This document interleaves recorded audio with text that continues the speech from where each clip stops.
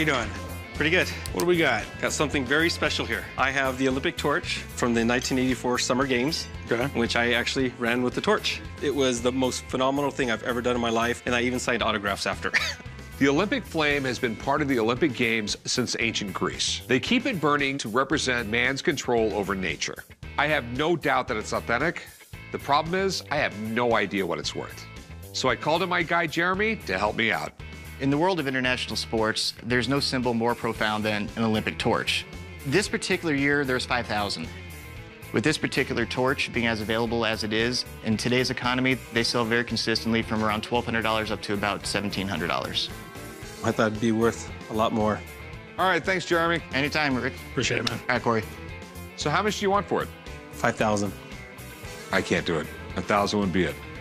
It's worth more to me than $1,000, so I think I'll hold on to it. And I completely understand. Thanks for bringing it in. Appreciate it. Hey, how can I help you? Yeah, like to see about selling my urine pin. What's a urine pin? Good question. I raced international cycling for quite a few years, and you take a drug test for the Olympic Committee. I guess it's some reward for filling the cup. They've been testing Olympic athletes for drugs since 1968. That's also the same year they started giving gender tests. I guess they were afraid that men were going to compete in women's sports. Strange, but true. As strange as it sounds, there's actually people out there who would want to buy an Olympic pee test pen. How much you want for it? $500. $500 seems like an awful lot. I'll give you 150 bucks. Okay, I'll do it. Hey, how's it going? I brought this stadium coat worn by a U.S. athlete that competed in the 1956 Winter Olympics.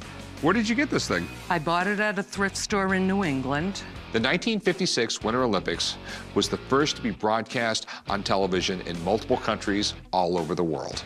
And because the Cold War was raging, the Games became another propaganda tool. How much do you want for it? I'm looking for $1,200. Best I can do is 600 bucks. $850, or I have to leave with the coat. All right. Beautiful. All right, just tell me, what'd you get it for in the thrift store? Less than $15. That's a good score. There was no one available to take a look at it for me, so I took a gamble and paid 850 bucks. So now I'm having Jeremy check this thing out. So what are your concerns about the jacket, Rick? Basically, what is it worth? I mean, there was only 60-some made, which makes it pretty rare. Well, what I can tell you is that this is, without a doubt, one of the coats issued to the 56 Winter Olympic team. Now, as far as the value goes, you'd mentioned that it was bought at a thrift shop, so we couldn't pin it to any particular athlete. I would probably value this coat at $800. That's it? Yeah, it is a narrow market for something like this. Okay, damn, I paid $850 for it. These are really rare and unique, so you might be able to turn it for something there, sure. We're supposed to make money. You paid too much again. You screwed up again, I didn't pay too goddammit. much. I still think I'll make money off it, all right? Whatever. You got a nice jacket, Rick. Thanks, man. You're welcome, Rick. We'll see you guys. Hey, thanks, guy. Anytime. No, I can't know everything. You should.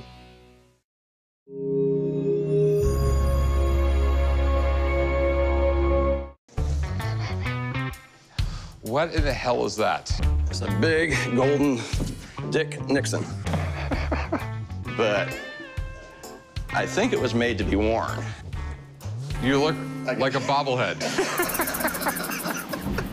I've had this big golden head for about close to a year now. It's basically on display in my storefront window. I'm going to be asking about $2,500 for it. The least I take would be $2,000 because just for the entertainment value alone, it's worth that. Head larger than my son's. We're talking about Richard Nixon, Tricky Dick. Right. Even before he was president, he was made fun of in popular culture so much. Yeah. He was socially awkward on camera.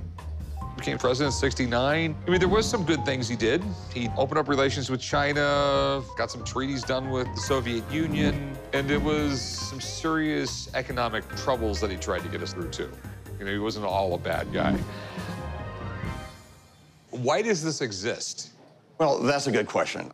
If you look inside, there's a hell of a metal structure in there. So I don't know if he was for a campaign, for a convention. I mean, it's a mystery to me. Who the hell knows?